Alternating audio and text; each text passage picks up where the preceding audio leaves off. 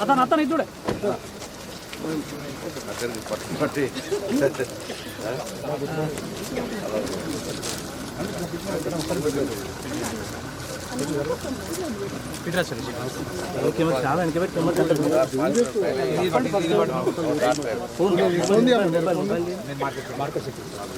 చాలా సార్ కొంచెం ఇద్దు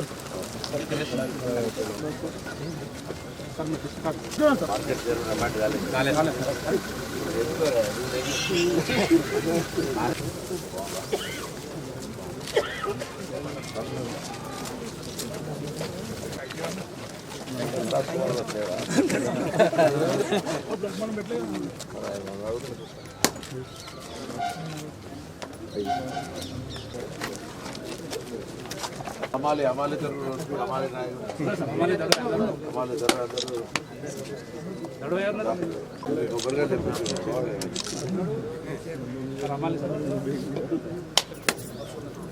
ఇద్దరండి ఫోన్ మాట్లాడింది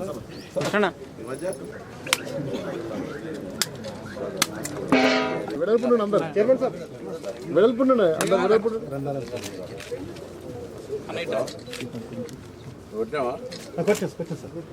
సార్ సార్ సార్ సార్ మొత్తం వెనకరా సార్ సార్ సార్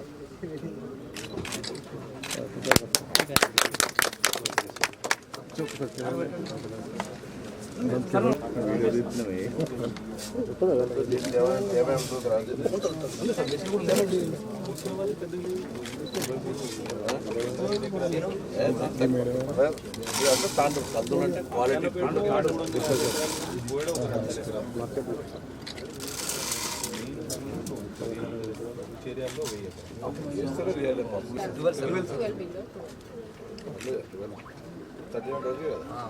అంటే ఒకటి ఎక్కువ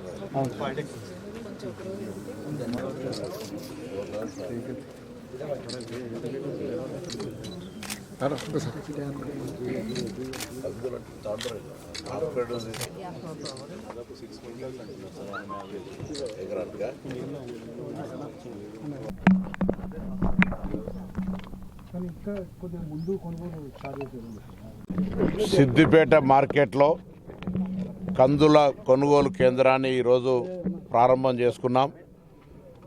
కందులు మద్దతు ధర 7,550 రూపాయలతోటి కొనుగోలు ప్రారంభమైంది.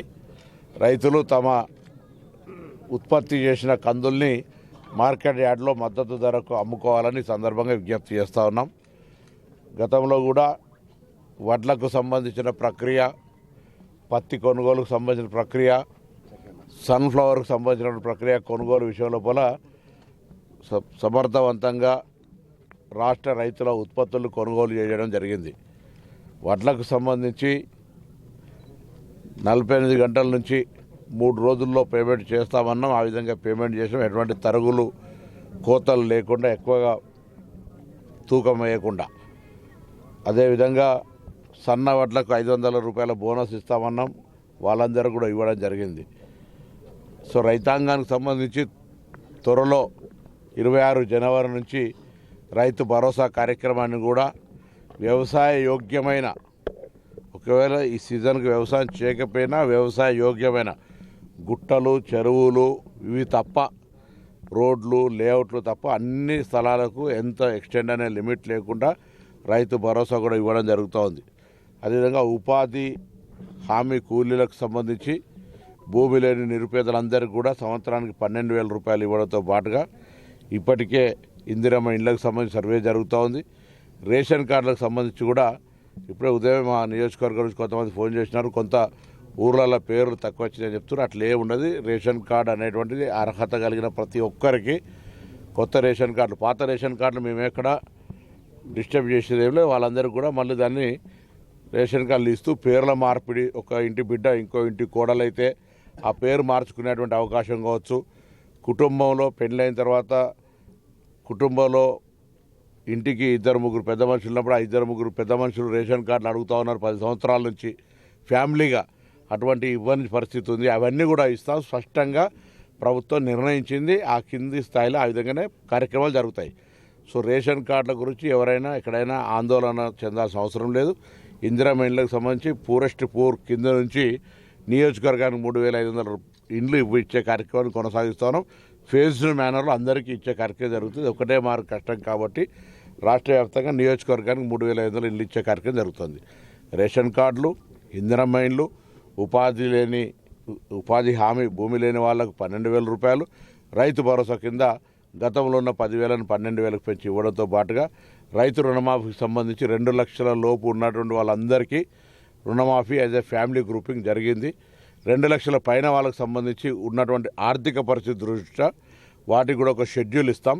అది కూడా రైతులు ఆందోళన చెందాల్సిన అవసరం లేదు. సో ఈ ప్రభుత్వం రైతులకు సంబంధించి అన్ని రకాల చర్యలు, అన్ని రకాల కార్యక్రమాలు తీసుకుంటున్నాం.